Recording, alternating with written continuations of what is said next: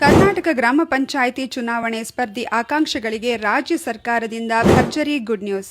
ರಾಜ್ಯದಲ್ಲಿ ಗ್ರಾಮ ಪಂಚಾಯಿತಿಗಳ ಸದಸ್ಯರ ಸಂಖ್ಯೆ ಏರಿಕೆ ಮಾಡಿ ರಾಜ್ಯ ಸರ್ಕಾರ ಹಾಗೂ ರಾಜ್ಯ ಚುನಾವಣಾ ಆಯೋಗ ಮಹತ್ವದ ನಿರ್ಧಾರ. ಗ್ರಾಮಗಳಲ್ಲಿ ಗ್ರಾಮ ಪಂಚಾಯಿತಿ ಚುನಾವಣೆ ಅಂದ್ರೇನೆ ಹಾಗೆ, ಅದೇನು ವಿಶೇಷ? ಇತರ ಚುನಾವಣೆಯಲ್ಲಿ ಇದ್ದಂತೆ ಈ ಗ್ರಾಮ ಪಂಚಾಯಿತಿ ಚುನಾವಣೆಯಲ್ಲಿ ಇರಲ್ಲ.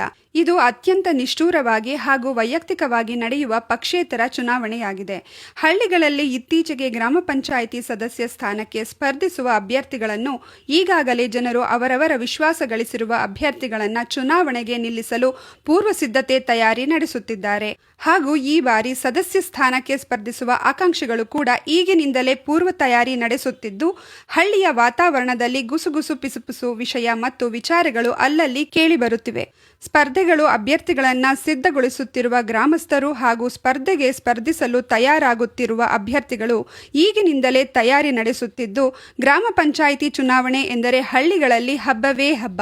ಬನ್ನಿ, ರಾಜ್ಯದ ಗ್ರಾಮ ಪಂಚಾಯಿತಿಗಳ ಚುನಾವಣೆ ದಿನಾಂಕ ಹಾಗೂ ಮತದಾನದ ದಿನಾಂಕ ಹಾಗೂ ಫಲಿತಾಂಶದ ದಿನಾಂಕ ಸೇರಿದಂತೆ ರಾಜ್ಯದಲ್ಲಿ ನಿಮ್ಮ ಜಿಲ್ಲೆಗಳಲ್ಲಿ ಹಾಗೂ ನಿಮ್ಮ ತಾಲೂಕಿನಲ್ಲಿ ಮತ್ತು ನಿಮ್ಮ ಗ್ರಾಮ ಪಂಚಾಯಿತಿಗಳಲ್ಲಿ ಈ ಬಾರಿ ಎಷ್ಟು ಸದಸ್ಯರ ಸಂಖ್ಯೆಗಳನ್ನು ಹೆಚ್ಚಳ ಮಾಡಲಾಗಿದೆ ಎನ್ನುವ ಬಗ್ಗೆ ಕಂಪ್ಲೀಟ್ ಆಗಿ ತಿಳಿದುಕೊಳ್ಳಲು ತಪ್ಪದೆ ವಿಡಿಯೋವನ್ನ ಕೊನೆವರೆಗೂ ನೋಡಿ. ಮತ್ತು ನೀವು ಕೂಡ ಗ್ರಾಮೀಣ ಪ್ರದೇಶಕ್ಕೆ ಸಂಬಂಧಿಸಿದವರಾಗಿದ್ರೆ ಅಥವಾ ಹಳ್ಳಿಯವರಾಗಿದ್ರೆ ಈ ವಿಡಿಯೋಗೆ ಈಗಲೇ ಒಂದು ಲೈಕ್ ಮಾಡಿ.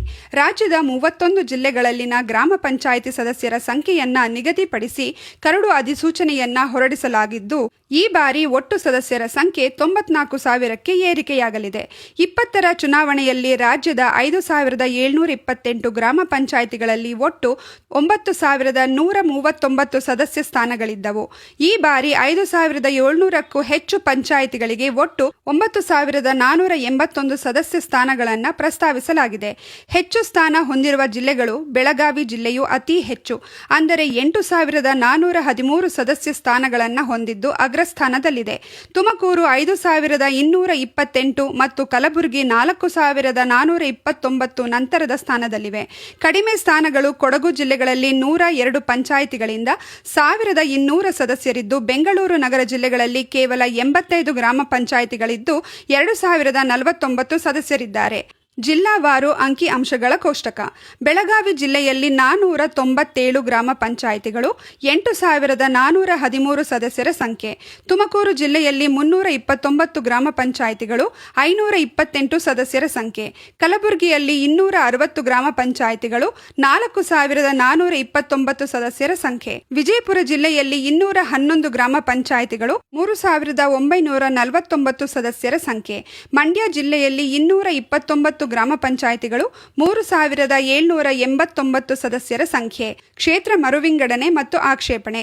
ಕರ್ನಾಟಕ ಪಂಚಾಯತ್ ರಾಜ್ ಕ್ಷೇತ್ರ ಮರುವಿಂಗಡಣಾ ಆಯೋಗವು ಈ ಕುರಿತು ಅಧಿಸೂಚನೆಯನ್ನ ಬಿಡುಗಡೆ ಮಾಡಿದೆ.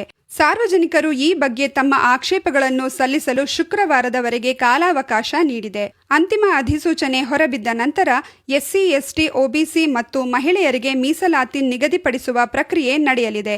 ರಾಜಕೀಯ ಪಕ್ಷದ ಸಿದ್ಧತೆ. ಚುನಾವಣೆ ಸಮೀಪಿಸುತ್ತಿದ್ದಂತೆ ರಾಜಕೀಯ ರಂಗದಲ್ಲೂ ಚಟುವಟಿಕೆಗಳು ಗರಿಗೆದರಿವೆ. ಕಾಂಗ್ರೆಸ್ ಪಕ್ಷವು ಗ್ರಾಮ ಮಟ್ಟದಲ್ಲಿ ತಮಗೆ ಇರುವ ಬೆಂಬಲದ ಕುರಿತು ಸಮೀಕ್ಷೆ ನಡೆಸುತ್ತಿದ್ದರೆ, ಬಿಜೆಪಿ ಮತ್ತು ಜೆಡಿಎಸ್ ಪಕ್ಷಗಳು ಕೂಡ ತಮ್ಮ ಕಾರ್ಯಕರ್ತರ ಮೂಲಕ ಹಳ್ಳಿಗಳಲ್ಲಿ ಸಿದ್ಧತೆ ಆರಂಭಿಸಿವೆ. ಪ್ರಸ್ತುತ ಪಂಚಾಯಿತಿಗಳಲ್ಲಿ ಆಡಳಿತಾಧಿಕಾರಿಗಳ ಆಡಳಿತವಿದ್ದು, ಶೀಘ್ರದಲ್ಲೇ ಚುನಾವಣೆ ನಡೆಸುವಂತೆ ಸಾರ್ವಜನಿಕರಿಂದ ಒತ್ತಾಯ ಕೇಳಿಬರುತ್ತಿದೆ. ಈ ಕ್ಷೇತ್ರ ಮರು ವಿಂಗಡಣೆಯ ಪ್ರಕ್ರಿಯೆಯು ಮುಕ್ತಾಯಗೊಂಡ ಕೂಡಲೇ ರಾಜ್ಯ ಚುನಾವಣಾ ಆಯೋಗವು ಮತದಾನದ ದಿನಾಂಕಗಳನ್ನು ಘೋಷಿಸುವ ಸಾಧ್ಯತೆ ಇದೆ.